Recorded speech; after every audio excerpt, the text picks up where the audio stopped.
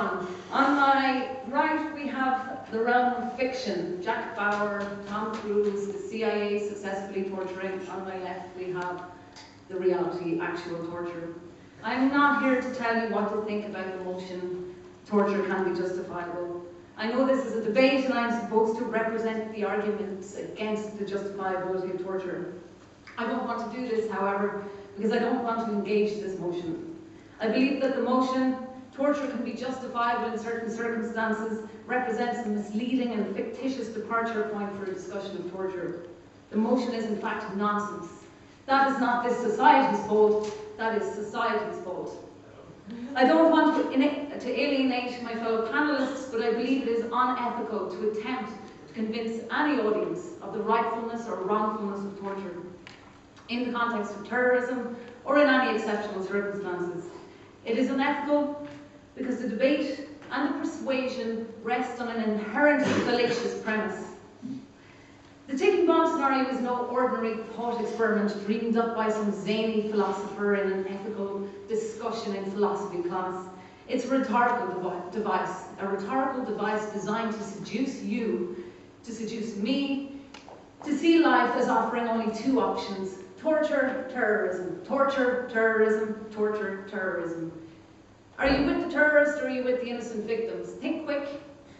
You can decide either way, but you better think the right way. You better make the right decision. Torture, torture, torture, torture. Tonight I'm less concerned by the ethical abyss that you guys are entering when you are pushed into making a decision about whether or not it's right or wrong to support torture. Is torture justified in circumstances? Yes or no? I don't mind what you think. Tonight my concern lies with the way in which this motion and this debate conjures up a legitimacy for the torturing state and for the torturer. To those states that use the ticking bomb scenario or the threat of terrorism as justification for torture, in reality, in real life, in real selves, in real undisclosed locations around the world, we might think tonight that we're engaging in an open debate in an open society. We're having a learning experience, debating difficult subjects. This is the essence of democracy. We can say that we're free to do this, to think what we wish. Lucky us. Here we are together in this room discussing a great conundrum of our time.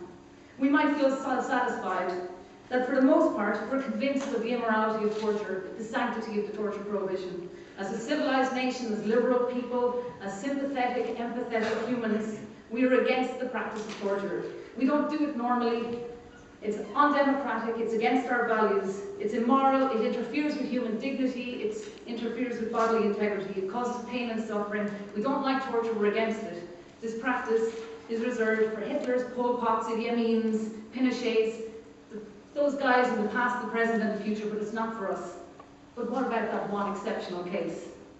We should not feel self-satisfied, we should feel anything but confident, we should feel profoundly troubled. Just as the ticking bomb scenario constitutes a fictitious way of thinking about torture, so too the absolute prohibition is a fiction. I'm with the opposition on this point. Absolute prohibition is a utopian idealist value, ideal, whatever we want to call it. It does not describe reality. In reality, we have the widespread practice of torture and other forms of ill treatment around the world. Yesterday, today, and tomorrow. Not just in Syria, not just in China, not in Bahrain, but in Israel for many years, in recent French history, in recent UK history, sporadically in Germany, yes, in kidnapping cases, in other European countries, as a consequence of the war on terror, across the world by the UK and the US. Torture is not a dictatorial practice, it's a liberal democratic practice. It derives from the liberal democratic tradition. And to practice torture, the liberal democracy requires what David Luban calls a liberal ideology of torture. Ticking bomb scenario, terrorism.